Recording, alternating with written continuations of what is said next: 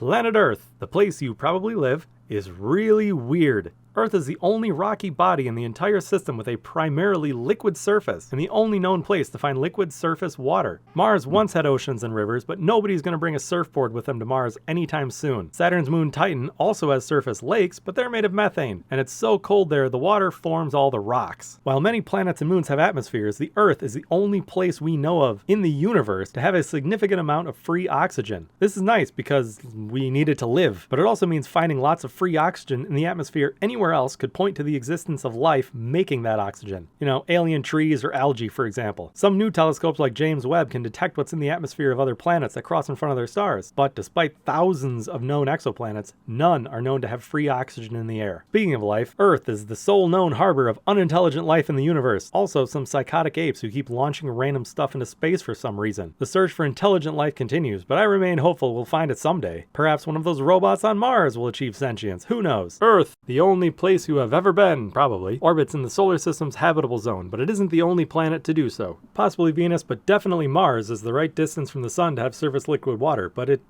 doesn't. This range is certainly not a for sure kind of thing, but you wouldn't expect Mercury or Pluto to have surface oceans. Just because Earth is habitable doesn't mean it's safe, exactly. Mars may not have breathable air, but it also doesn't have malaria, or tigers, or sharks. You won't be able to breathe without a spacesuit, but you also won't have to watch your back for anything that wants to eat you. I mean, probably not anyway. Never say never. Earth is the densest planet in the whole system. Its rock and metal composition might seem to contain less dense stuff in proportion than Mercury, but the larger size and higher gravity crushes all of that stuff together much tighter than any other planet or moon. It's denser than the other rocky planets, the moons, the gas giants, and even the sun. The Earth has maintained its atmosphere in part because the Earth has the strongest magnetic field of any rocky planet in the solar system. Mars once had more air, but the solar wind and radiation slowly blasted it off into space. What remains on Mars, like the thick atmosphere of Venus, is made almost entirely of much denser CO2, which can be held much more easily by the planet's gravity. Earth would suffer a similar fate if we didn't have such a strong magnetic field. We also wouldn't have those cool northern lights, answering the question what it would be like if the sky started having a rave party.